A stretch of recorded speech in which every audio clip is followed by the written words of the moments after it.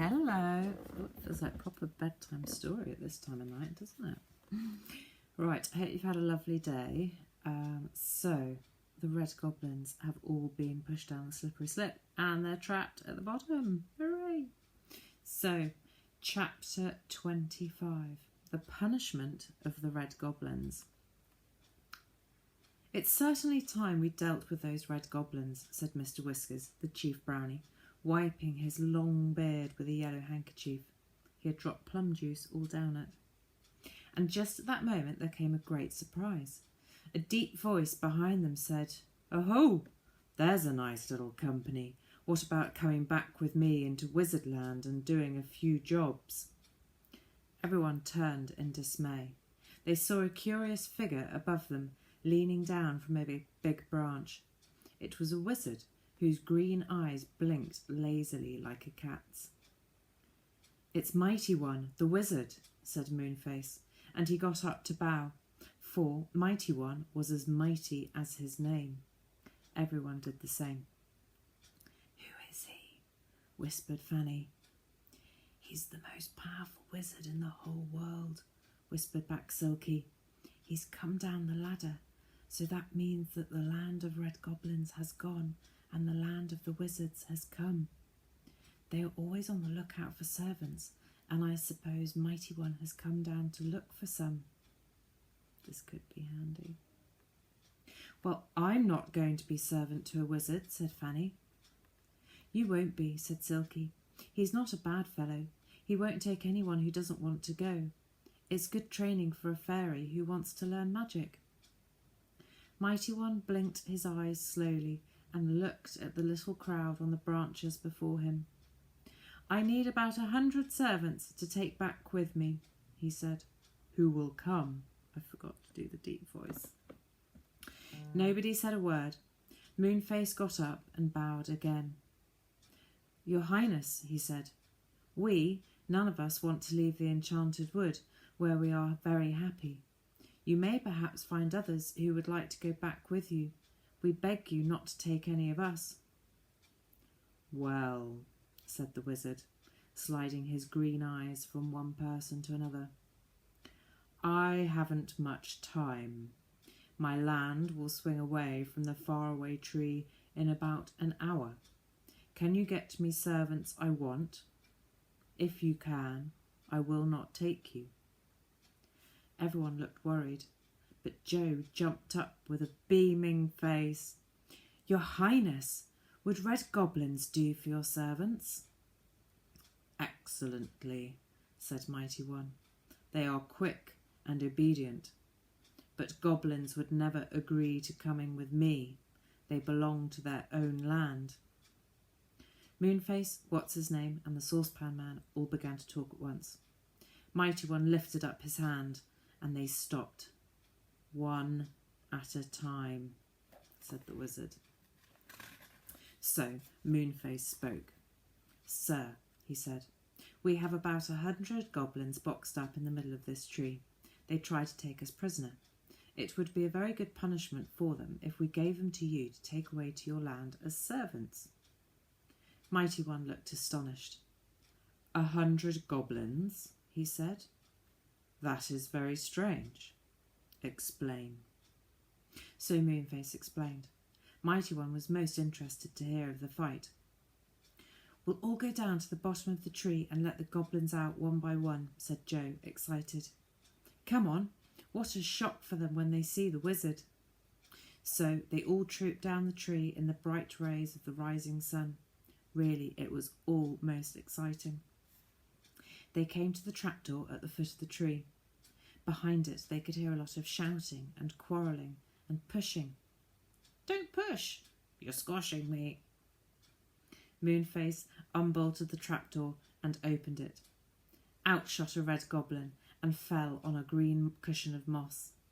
He picked himself up, blinked in the bright sunlight, and then turned to run. But Mighty One tapped him with his wand, and he stood still. He couldn't move. He looked scared when he saw the wizard. One by one, the red goblins tumbled out of the trapdoor and were tapped by the wizard. 10, 20, 30, 40, 50, 60. They came shooting out of the trapdoor, surprised and frightened, sliding gradually down the slippery slip as one after another slid from the trapdoor. Fanny giggled. It was a funny sight to see. "It's a very good punishment for those bad goblins," she said to Silky. "They came down the ladder to trap you, and now someone else has trapped them and is taking them back to his land." The red goblins stood in a sulky row, quite unable to run away. "Quick, march!" said the wizard, when the last one had slid out of the trapdoor, and up the tree went the sulky goblins. It was no use trying to escape. The wizard had put a spell into their legs, and they had to go up to the top of the tree, through the big white cloud, and into Wizardland. "A jolly good riddance of bad rubbish," said Joe. "My word, what an exciting night we've had. I did enjoy it." "Isn't it cold?" said the saucepan man, shivering. "Cold?" cried Bessie and Fanny, who were feeling hot in the morning sun. "Why, it's as warm as can be." "It's because he hasn't got his kettles and saucepans hung around him as usual," said What's-his-name. "I expect they feel like a coat to him. Poor old saucepan." "I don't like the look of him without his saucepans," said Fanny. "He doesn't look right. Can't we collect them for him? They're on the ground and all about the tree." So they began to collect the saucepan man's belongings. He was very pleased. They hung his kettles on him and put his saucepans all around him, with his special one for a hat. Some of them were dented and bent, but he didn't mind a bit. "There," said Fanny, pleased. "You look like yourself now. You looked horrid without all your saucepans on, like a snail without its shell." "I never had a bell," said the saucepan man. "Shell, I said," said Fanny. "Smell?" said the saucepan man, looking round. "I can't smell anything at the moment. What sort of smell? Nice or nasty?" "Shell, not smell," said Fanny, patiently. "Oh, shell. What shell?" said the saucepan man. But Fanny had forgotten what she had said, and she shook her head and laughed. "Never mind," she shouted. "We really must go," said Joe. "Mother will be up and wondering whatever has happened to us." "Oh dear, I do feel sleepy. Come on, girls." They said goodbye to all the tree dwellers and set off through the enchanted wood. Silky went back to her house in the tree, wondering what had happened to her clock, which hadn't joined in the fight at all. It had been fast asleep. Moonface went back to the tree, yawning. What's-his-name and the saucepan man climbed back, so tired that they fell fast asleep before they reached their hole, and had to be put safely in the corner of a broad branch by the angry pixie in case they fell down. Dame Washalot went back, making up her mind to do no washing that day. Soon there was peace in the tree, and only the snores of What's-his-name could be heard. Far away up the tree in the land of the wizards, the red goblins were working hard. Ah, they had got a good punishment, hadn't they? They wouldn't be in such a hurry to catch other people in future. The three children got home, and their mother stared at them in surprise. "You are up early this morning," she said. "I thought you were still in bed and asleep. Fancy getting up and going out for a walk before breakfast like that." How sleepy the children were that day. And dear me, didn't they go to bed early that night? "No more wandering through the enchanted wood and up the faraway tree for me tonight," said Joe, as he got into bed. "I vote we don't go there for a long time. It's getting just a bit too exciting." But it wasn't long before they went again, as you will see. Chapter 26. A Plan for Bessie's Birthday. A week later, it was Bessie's birthday. She was very excited because Mother said she might have a little party. "We'll ask all our friends in the faraway tree," she said. "Do you think we'd better?" said Joe doubtfully. "I don't think Mother would like Dame Washalot or Mr. Whiskers." or the angry pixie? Well, we can't very well ask some and not others, said Bessie. The ones we left out would be very hurt indeed. It's awkward, said Fanny. We'd better go and tell Moonface and Silky and ask them what to do. But Mother wouldn't let the two girls go off with Joe that day. She said there was a lot of ironing to do and they must help. Those were the days, eh? Oh, bother, said Fanny to Joe. You'll have to go alone, Joe, and ask Moonface and Silky what we ought to do about our party. Don't be too long, or we'll be worried about you. And please don't go climbing up into any strange land without us. Don't worry, said Joe. I'm not going to visit any more lands at the top of the faraway tree. I've had enough adventures to last me for the rest of my life. He set off. He ran through the enchanted wood and came to the faraway tree. It was a hot afternoon, and not many little folk were about. It seemed almost too hot to climb the tree. Joe whistled. The little red squirrel popped down from the tree and looked up at him. Leap up to the top of the tree and ask old Moonface if he'll drop me down a rope with a cushion on the end and haul me up, squirrel, said Joe. The squirrel bounded lightly up the tree. Soon a rope with a cushion tied to it came slipping down the tree. Joe caught hold of it. He sat astride on the cushion and tugged the rope. It began to go up the tree, bumping into branches as it went. It was a funny ride, but Joe enjoyed it. He waved to the angry pixie, who was sitting outside his house. He stared at Joe in surprise and then grinned when he saw who it was. The owls were all asleep in their home. Mr. What's-his-name was awake for once and fell out of his chair in alarm when he suddenly saw Joe swinging up through the air, bumping into boughs. When he saw it was Joe, he was so pleased that he fell off his branch onto the saucepan man, who was snoozing in a chair just below. "Oosh," said the saucepan man, startled. "What's the matter? What are you jumping on me for?" "I'm not," said What's-his-name. "Look, there's Joe." "Go? I don't want to go," said the saucepan man, settling down again. "Don't be so restless."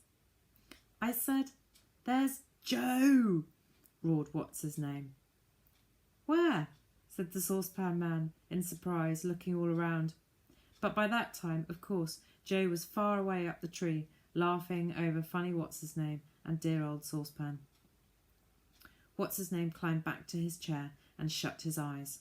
Soon his snores reached Joe, who was far above, hoping that Silky would see him and go up to Moonface's to talk to him.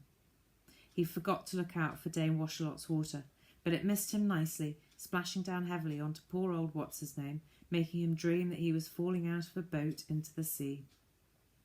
Silky did see him and waved. She climbed the tree quickly to go up to Moonface's. By the time she got there, Joe had just arrived and was getting off the cushion.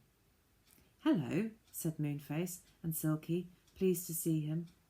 "Where are Bessie and Fanny?" Joe told them. He told them about Bessie's birthday too, and her difficulty about how many people she should ask. "We'd like everyone," said Joe, "but Mother wouldn't like some of them, we are sure. What shall we do?" I know, said Silky, clapping her hands suddenly. "Next week, the land of birthdays comes to the top of the faraway tree, and anyone who has a birthday can go there and give the most wonderful party to all their friends. Oh, it would be lovely. Last time the birthday land came, nobody had a birthday, so we couldn't go. But this time we can, because Bessie could ask us all." "It sounds good," said Joe, "but I didn't really want to go into any strange land again, you know. We always seem to get mixed up in queer adventures. So far, we've always escaped all right, but we might not another time." "Oh, no harm can come to you in the land of birthdays," said Moonface at once. "It's a wonderful land. You really must come. It's a chance you wouldn't miss." "All right," said Joe, beginning to feel excited. "I'll tell the girls when I get back." "And we'll tell everyone in the tree, and Mr. Whiskers, and his brownies too," said Silky. "Bessie would like everyone to go, wouldn't she?" "Oh, yes," said Joe. "What happens, though? I mean, Do we have to arrange about tea or anything? And what about a birthday cake? Fanny was going to make one for Bessie. Tell her not to, said Silky. She'll find everything she wants up in the birthday land. My word, we are lucky. Fancy someone really having a birthday just as the birthday land comes along. Bessie's birthday is on Wednesday, said Joe, so we'll go up the tree then. I'd better go back and tell the girls now. I said I wouldn't be long. Have a toffee shock, said Moonface. No, thank you, said Joe. I'd rather have a pop biscuit. So they sat and munched the lovely pop biscuits and talked about the exciting time they had had with the Red Goblins. Now, I really must go, said Joe, and he got up. He chose a red cushion, said goodbye to Silky and Moonface, and shot off down the slippery slip. Joe thought he really could do that all day. It was such a lovely feeling. He flew out of the trapdoor at the bottom and landed on the moss. He got up and ran home. The girls were pleased to see him back so soon. When they heard about the birthday land, they were tremendously excited. Oh, said Bessie, going red with joy. I am lucky. I wonder what will happen. Do you suppose there'll be a cake for me? Rather, said Joe, and lots of other things too, I expect. We shall have to tell Mother, said Fanny. I wonder if she will let us go. Mother didn't seem to mind. I expect it's just some sort of birthday joke your friends in the wood are playing on you, she said. Yes, you can go if you like. Our cottage is really too small for a very large party. I shall wear my best dress, said Bessie happily, the one Mother got me last week with the blue sash. But Mother wouldn't let her. No, she said firmly. You will all go in your old clothes. I remember quite well what you looked like when you went off to tea with that funny friend of yours, the old saucepan man. I certainly shall not allow any of you to wear nice things next Wednesday. Bessie was nearly in tears. But, Mother, I can't go to my own birthday party in old clothes, she said. But it was no good. Mother said they could wear old clothes or else not go. So there was no help for it. I don't know what everyone will think of us, going to the birthday land in our oldest things, said Joe gloomily. I've a good mind not to go. But when Wednesday afternoon came, they all thought differently. Old clothes or not, they meant to go. Come on, said Joe. It's time we went to the land of birthdays. And that's it. We'll have to see what happens at the land of birthdays next time. All right, bye-bye.